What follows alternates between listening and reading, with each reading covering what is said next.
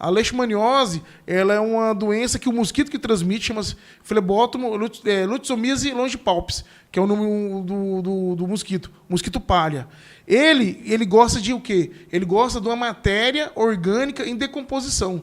Então, fezes de animais, principalmente galinhas, frutas, matéria seca, folhas que caíram no chão, tudo isso o mosquito se reproduz ali.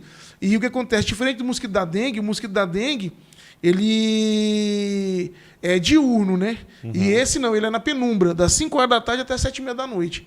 E o mosquito, ele vive somente 7 dias, ele pode contaminar de 5 pessoas a 5 animais. E o que acontece? Esse mosquito, a fêmea pica e o protozoário, ele vai se reproduzir, aliás, ele vai se maturar no intestino do mosquito e depois o mosquito pica um outro animal ou ser humano na forma contaminante e vai transmitir esse protozoário para o ser humano ou para o animal. Uhum. E isso é uma coisa grave, porque a leishmaniose é endêmica em vários países do mundo inteiro. E a maioria dos países que tem essa doença, os principais são alguns países de terceiro mundo. Na América Latina, só para vocês terem ideia, tem um dado aqui, 90% dos casos são no Brasil, na América Latina.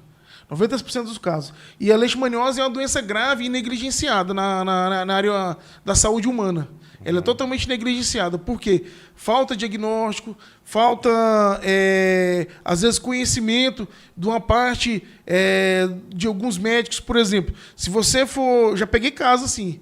A pessoa vai no médico, faz um exame lá e, por exemplo, toxoplasmose. Aí a pessoa deu toxoplasmose à mulher.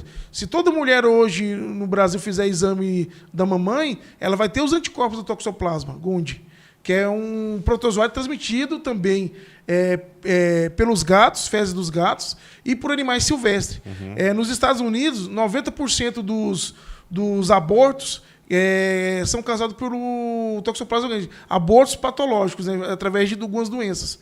E por quê? Lá nos Estados Unidos você pode ver, eles trabalham num local e as casas deles ficam em outro. Áreas residenciais que têm contato com mata. Uhum. Aí nessas áreas lá tem os guaxinins, tem gato doméstico, eles têm um parque lá, aí as crianças brincavam nesses parques. Hoje em dia lá nos Estados Unidos, por causa de algumas coisas relacionadas a sequestro, quase não tem mais crianças brincando em parque nesses condomínios fechados, só fica todo mundo dentro de casa trancado.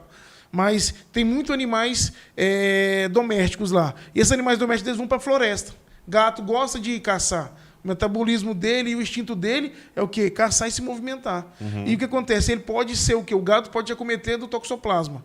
E o toxoplasma pode causar o quê? A toxoplasmose. E a toxoplasmose no ser humano pode causar cegueira, pode causar aborto. E isso é grave.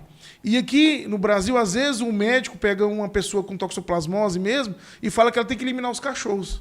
Não, você pode pegar isso aí, você pegou dos seus cachorros. Já aconteceu isso, mulher, mas o marido foi no meu consultório falar sobre isso aí. E essa mulher, inclusive, teve um aborto. E o que acontece? Eu falei assim, você só pega do seu cachorro se você comer a carne dele crua. A toxoplasmose, 90% dela, você pega através de alimento contaminado. Alimento contaminado, alface, um tomate... Então, no caso, ela tinha que comer o cachorro dela e ainda tinha que ser cru para pegar a doença. Poder pegar a doença. E o médico fala uma barbaridade dessa. Isso, acontece muito isso aí. A leishmaniose, por exemplo, já peguei também médico que mandou fazer eutanásia nos cachorros porque pegou a leishmaniose do cachorro. Na verdade, o cachorro é mais uma vítima da doença. Por quê? Porque essa doença... Ela é o seguinte, ela é conhecida como calazar ou ferida de Bauru. Calazar é um termo mais no norte e nordeste. Ferida de Bauru é região de São Paulo e foi disseminando esses nomes populares. Uhum. O que acontece? Na minha faculdade, em São Luís do Maranhão, de cada 10 cachorros que a gente pegava, 11 tinha leishmaniose. Por quê?